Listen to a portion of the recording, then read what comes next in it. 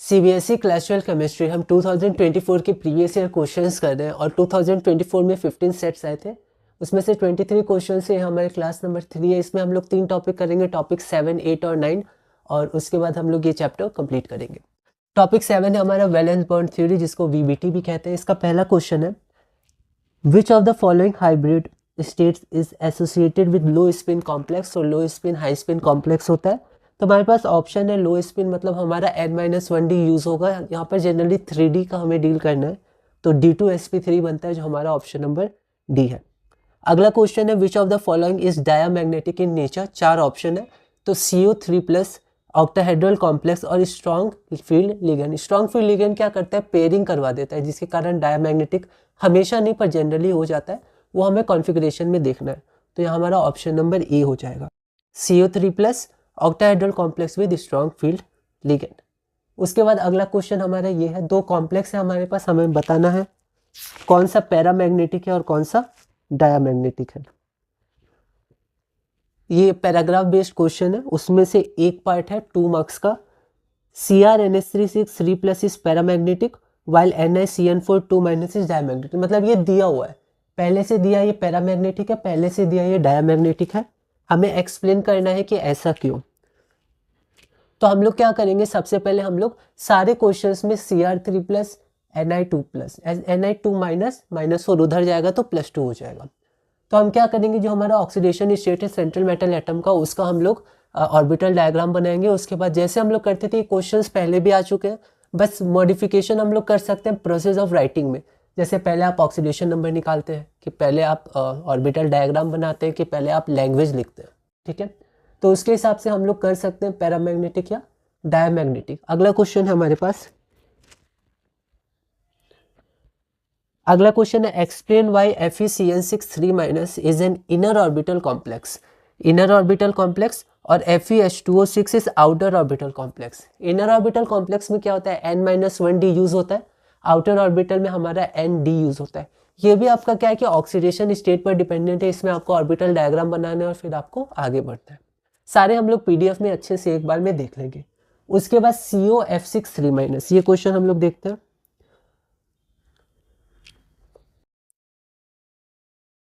ये FeH2O6 ये हमारा पूरा हो गया। अच्छा, उसके बाद हम लोग ये क्वेश्चन देख लेते हैं पहले। ये क्वेश्चन है, using valence bond theory deduce the shape and hybridisation of NiNH3 2-। फिर से यहाँ पर Ni2+ स्टेट में है, उसका ऑर्बिटल डायग्राम और उसके बाद उसका क्या शेप आता है, उसका मैग्नेटिक बिहेवियर क्या है, वो हम लोग देख सकते हैं। उसके बाद हमारा अगला क्वेश्चन है, एक ये क्वेश्चन है, इसको देख लेते हैं। हाँ, ये क्वेश्चन कहाँ पर है, ये हो गया, ये रहा वो question, predict whether COF6 is diamagnetic और पैरामैग्नेटिक। ठीक है, तो इसके पहले ये क्वेश्चन था। तो हमारे पास ये कॉम्प्लेक्स है, इसे हमें फाइंड करना है पैरामैग्नेटिक है कि डायामैग्नेटिक है।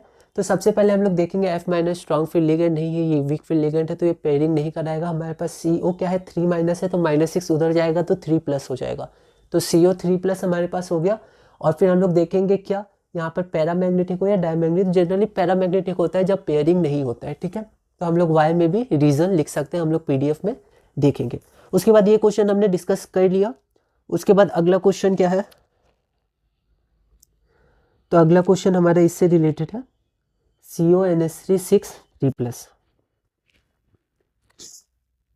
ये रहा, explain CONH3 3+ is an inner orbital और आउटर ऑर्बिटल। तो सबसे पहले हमें ये बताना है कि ये जो हमारे पास कॉम्प्लेक्स है वो इनर ऑर्बिटल है कि आउटर ऑर्बिटल है।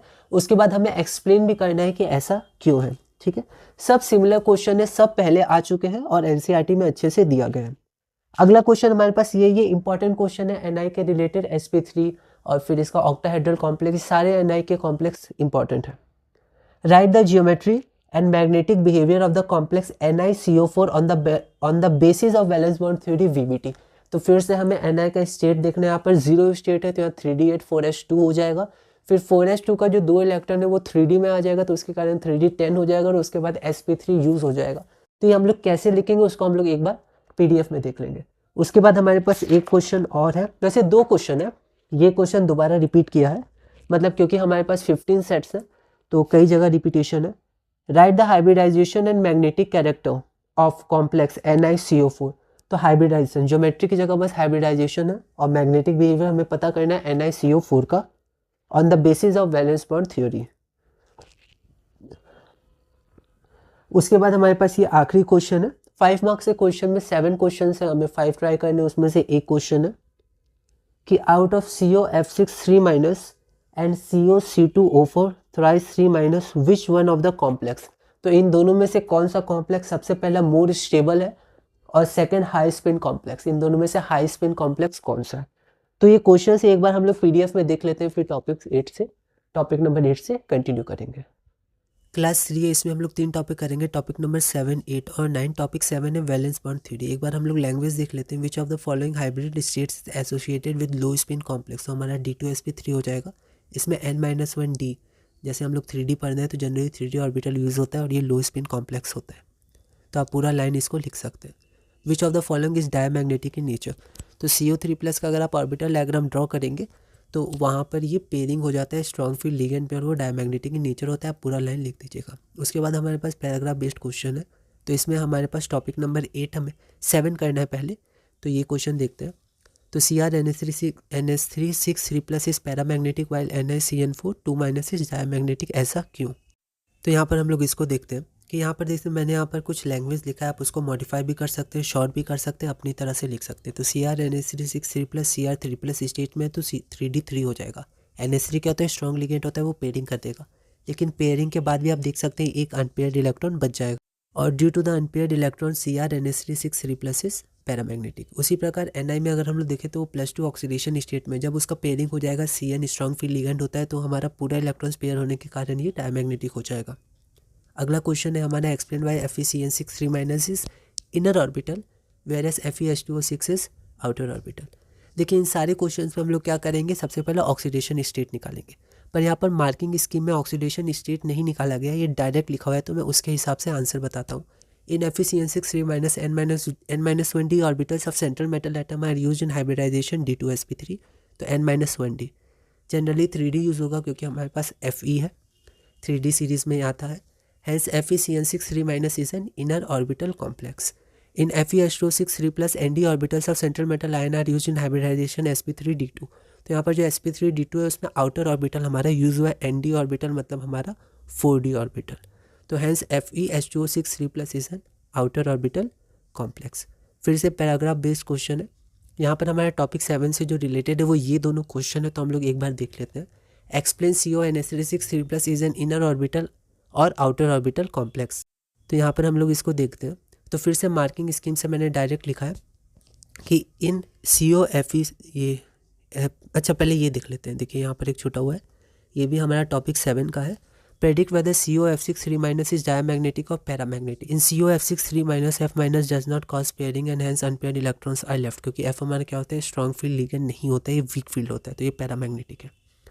उसके बाद अब हम लोग ये क्वेश्चन एक बार देख लेते हैं। In CONH3 6 3+ n-1d orbitals of central metal ion are used in the hybridisation. n-1d D2sp3 होगा, इसलिए क्या हो जाएगा, इनर ऑर्बिटल कॉम्प्लेक्स होगा। उसके बाद अब हम लोग ये देख लेते हैं NiNH3 6 2+। तो the oxidation state of Ni in NiNH3 6 2+ is Ni2+, तो ये 3D8 हो जाएगा। और उसके बाद Ni2+ में देखिए यहाँ पर आप किस तरह रिप्रेजेंट करते हैं ये आप चेंज कर सकते हैं। तो यहाँ पर मार्किंग स्कीम में जैसा रिप्रेजेंटेशन था वैसे मैंने यहाँ पर शो किया है। तो शेप आपका ऑक्टाहेड्रल हो जाएगा, हाइब्रिडाइजेशन sp3d2 हो जाएगा। उसके बाद हमारा अगला क्वेश्चन है how is the crystal field splitting energy for octahedral complex del not related to that of tetrahedral complex del T। तो यहाँ पर देखिए, यहाँ पर पहले 22 का C। अच्छा ये क्वेश्चन है, तो एक बार ये क्वेश्चन हम लोग देख लेते हैं। NiCO4। तो देखिए NiCO4 बहुत ही इंपॉर्टेंट है, तो आपको इसको ध्यान रखना है। ये आपका NiCO4 हो गया, Ni आपका 3D8 4H2 होता है, तो यहाँ पर 2 इलेक्ट्रॉन पहले यहाँ आएंगे, तो यहाँ पर 3D10 हो जाएगा, फिर sp3 आपका यूज़ हो जाएगा, तो sp3 और डायमैग्नेटिक। अब उसके बाद नेक्स्ट क्वेश्चन में हम लोग आ गए हैं D नंबर। तो यहाँ पर ये तो हमने कर लिया, तो यहाँ पर थोड़ा PDF में मुझसे गलती हो गई है सीरियल वाइज, पर ये क्वेश्चन हमने कर लिया, ठीक है। और ये कौन सा क्वेश्चन है, तो ये दोबारा वही क्वेश्चन आ गया है, तो ये तो हमने अभी कर लिया, ठीक है। तो एक्चुअली यहाँ पर ये क्वेश्चन आना चाहिए था इसका आंसर। तो इसका आंसर क्या होता है, del नॉट हमारा क्या होता है, तो देखिए del नॉट ग्रेटर होता है, तो अगर del नॉट को लिखिए तो ज़्यादा होगा, 1 से ज़्यादा होना चाहिए, तो 9/4, तभी ये 1 से ज़्यादा होगा। और डेल्टी जो भी होगा उससे 1 से ज़्यादा इंटू होगा तो और ज़्यादा होगा, ठीक है। अगर आप यहाँ डेल्टी रखते हैं तो डेल्टी छोटा होता है तो न्यूमरेटर छोटा होना चाहिए, तो 4/9 डेल ओ। ओके, आगे हम लोग बढ़ते हैं। अगला हमारे पास क्वेश्चन क्या है, out of COF6 3- and CO2O4 3 which complex is more stable और द हाई स्पिन कॉम्प्लेक्स। यहाँ पर 2 क्वेश्चन हमारे पास है। तो due to the chelating effect C2O4 2- हमारा ऑक्सिलेट आयन होता है, ठीक है, वो आपका स्टेबल होता है ड्यू टू चिलेटिंग इफेक्ट, वो रिंग फॉर्म करता है, तो it is more stable then COF6 3-। अब जैसे यहाँ पर पूछा नहीं गया था क्यों, पर आप चाहे तो लिख सकते हैं। उसके बाद हम लोग आगे देखते हैं। फिर अगला क्वेश्चन क्या है कि हाई स्पिन कॉम्प्लेक्स। आप देखिए ये स्ट्रॉन्ग है तो ये क्या करेगा, पेयरिंग करवा देगा। आपने देखा था CO3+ ऑक्टाहेड्रल में जब हमारे पास स्ट्रॉन्ग फील्ड लिगेंड होता है तो वो डायमैग्नेटिक होता है, ठीक है, और ये हमारा पैरामैग्नेटिक हो जाएगा। F- क्या होता है, वीक फील्ड लिगेंड होता है। F- being a weak field ligand does not cause pairing and thus ND मतलब outer orbital 4D is used in hybridisation sp3d2 and COF6 3- is the high spin complex.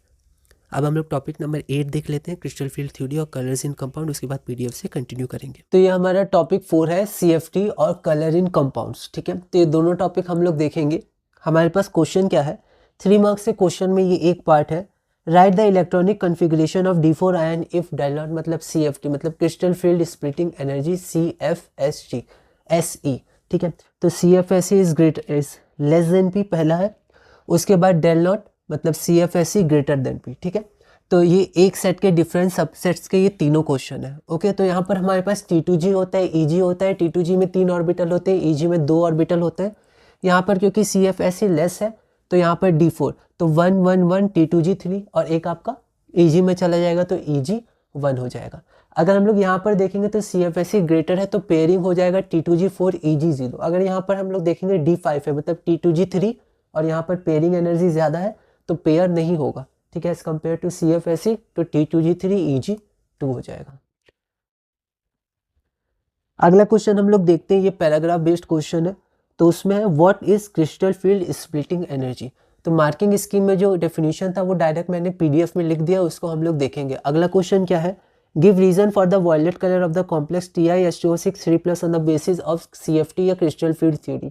तो यहाँ पर जब भी कोई colour show करता है तो उसके और भी रीजंस होते हैं, ठीक है। अगर आप केमिस्ट्री कंटिन्यू करिएगा, आगे बढ़िएगा 12th के बाद, तो आपको डेप्थ में सब पढ़ना है। लेकिन हमें जो पढ़ना है वो हमें पढ़ना है DD ट्रांजिशन के द्वारा जो हमारा कलर शो होता है। तो यहाँ पर Ti3+ में अनपेयर्ड इलेक्ट्रॉन होता है D का, जो DD ट्रांजिशन करता है जिसके कारण कलर शो होता है। उसके बाद फिर कौन सा वो एब्जॉर्व करता है, फिर वो कौन सा कलर शो करता है, ये सब अलग है। लेकिन DD ट्रांजिशन के कारण क्या होता है, वो कलर शो करता है। तो हम लोग बस शो कर देंगे Ti3+ में एक अनपेयर्ड इलेक्ट्रॉन है, या कन्फिग्रेशन के अनुसार देख लेंगे कितने अनपेयर्ड इलेक्ट्रॉन है, वो DD ट्रांजिशन करेगा और इसके कारण हमारा वॉयलेट कलर शो होगा। उसके बाद हमारे पास D4 का है, तो एक बार इसको हम लोग देख लेते हैं। यहाँ पर फिर से पैराग्राफ बेस्ड क्वेश्चन है। क्वेश्चन है right the electronic configuration of D4 ion on the basis of crystal field theory when CFSE less than P और CFSE ग्रेटर देन P। तो दोनों हमें शो करना है, हमने यहाँ पर इसको देखा है। उसके बाद हमारे पास 5 मार्क्स के क्वेश्चन में से एक पार्ट है, how is the crystal field energy for octahedral complex related to the tetrahedral complex delta t, ठीक है। तो यहाँ पर 4/9 होता है, ठीक है, लेकिन जो ऑक्टाहेड्रल कॉम्प्लेक्स में हमारा CFSE होता है वो ग्रेटर देन होता है, ठीक है। तो यहाँ पर जो हमारा, हम लोग इसको ऐसे देख सकते हैं कि यहाँ पर हमारा जो ये रहा, तो ये जो डेल्टा नॉट है, ठीक है, दिस इज इक्वल टू, अब ये क्या होता है, ये ग्रेटर देन होता है, ठीक है। तो यहाँ पर ये जो इनटू होगा वो ग्रेटर देन 1 होगा, तभी इसकी वैल्यू ज़्यादा होगी, तो 9/4 होता है, ठीक है। और अगर आप डेल्टा T को कहना चाहें, अगर यहाँ पर मैं डेल्टा T लिख दूँ और डेल्टा नॉट, तो 4/9 लिखूंगा कि 9/4, तो ये क्या होता है, कम होता है। तो जब हम लोग 1 से कम को इंटू करते हैं तो आंसर कम आता है, तो न्यूमरेटर कम होना चाहिए, तो 4/9, ठीक है। तो delta T is equal to 4/9 del not, ये हमारा रिक्वायर्ड आंसर हो गया। उसके बाद हम लोग अगला क्वेश्चन देखते हैं। हाँ, अच्छा ये क्वेश्चन आ गया। तो ये हो गया, how is the crystal field splitting energy for octahedral complex related to that of tetrahedral complex. फिर अगला क्वेश्चन हमारे पास है, for the coordination compound on the basis of crystal field theory write the electronic configuration of D4 ion, ठीक है, when CFSE is less than the pairing energy is the coordination a high spin और low, हमारा high spin complex हो जाएगा, ठीक है। यहाँ pairing नहीं होगा क्योंकि पेयरिंग एनर्जी ज़्यादा है एज कम्पेयर टू CFSE। उसके बाद हमारा अगला क्वेश्चन है, arrange the following complex ions in the increasing order of their crystal field energy, ठीक है, डेल नॉट। तो यहाँ पर आयन क्या क्या है, CONH3 6 3+ COF6 3+ COCN6 3+। तो यहाँ पर बस हमें स्ट्रेंथ ऑफ लिगेंड को कंपेयर करना है, जिसके पास लिगेंड का स्ट्रेंथ ज़्यादा उसका आपका CFSE ज़्यादा, ठीक है। तो NCERT में अच्छे से दिया हुआ है और हम लोग को वो ध्यान रखना है इंपॉर्टेंट लिगेंड्स के लिए। और हमारे पास लास्ट क्वेश्चन है, right the electronic configuration of D5 in terms of T2G and EG in an octahedral field when del not is greater than P and del not is less than P। तो फिर से D5 है greater than P, तो हमारा क्या हो जाएगा, pairing start हो जाएगा, ठीक है। तो यहाँ पर क्या हो जाएगा, T2G 5 और EG 0, क्योंकि पेयरिंग शुरू हो जाएगा। और यहाँ पर पेयरिंग एनर्जी ज़्यादा है, CFSE कम है, तो पेयरिंग नहीं होगा, T2G3 और EG 2। तो इसी के साथ हमारा टॉपिक 8 पूरा होता है। एक बार PDF में देख लेते हैं, फिर टॉपिक 9 कंटिन्यू करेंगे। टॉपिक 8 हमारा है CFT या क्रिस्टल फील्ड थ्योरी और कलर्स इन कंपाउंड्स। तो इसके हम लोग क्वेश्चंस देखते हैं। सिमिलर क्वेश्चन है, right the electronic configuration for D4 ion if del not is less than P on the basis of crystal field theory. तो हम लोग देखते हैं, on the basis of crystal field theory the electronic configuration for D4 ion is del not is less than P T2G3 और EG1, क्योंकि यहाँ पर pairing नहीं होगा, CFSE हमारा लेस देन है पेयरिंग एनर्जी से। अगला क्वेश्चन हम लोग देखते हैं, write the electronic configuration of D4 ion if del not is greater than P। तो यहाँ पर ग्रेटर देन P है, तो यहाँ पर पेयरिंग स्टार्ट हो जाएगा, तो T2G4 और EG 0 हो जाएगा। अगला क्वेश्चन है, right the electronic configuration of D5 ion if del not is less than P। फिर से हमारा पेयरिंग एनर्जी ज़्यादा है, CFSE कम है, तो यहाँ पर पेयरिंग फिर से नहीं होगा, तो यहाँ पर T2G3 और EG 2 हो जाएगा। अगला क्वेश्चन अब हम लोग देखते हैं, ये हमारा पैराग्राफ बेस्ड क्वेश्चन है, ठीक है। तो यहाँ पर 8 नंबर है, तो CFSE डायरेक्ट मार्किंग स्कीम से मैं एक बार पढ़ देता हूँ। The energy use in the splitting of degenerate d orbital due to the presence of ligands in a definite geometry is called crystal field splitting energy. ये direct marking scheme का answer है, आप चाहें तो इसको मॉडिफाई करके भी लिख सकते हैं। अगला देखिए, यहाँ पर B नंबर है, give reason for the violet colour of the complex TiS2O6 3+ on the basis of crystal field theory. तो यहाँ पर क्रिस्टल फील्ड थ्योरी में यहाँ पर जो भी कलर है, हमें बस एक चीज़ का ध्यान रखना है, DD ट्रांजिशन, ओके। तो the oxidation state of Ti in TiS2O6 3+ is Ti3+, यहाँ 3D1 होता है, मतलब T2G1 और EG 0 हो जाएगा, और यहाँ पर आपका DD ट्रांजिशन हो जाएगा, इसलिए जो कॉम्प्लेक्स है वो वायलेट कलर शो करता है, ये हमें ध्यान रखना है। ये सब सिमिलर क्वेश्चंस आ चुके हैं। इसके बाद हमारे पास पैराग्राफ बेस्ड क्वेश्चन है, right the electronic configuration of D4 ion on the basis of crystal field theory. ये अलग अलग करके पहले पूछा गया, यहाँ पर दोनों साथ साथ पूछा गया। तो हम लोग देखते हैं, the electronic configuration of D4 ion on the basis of crystal field theory is.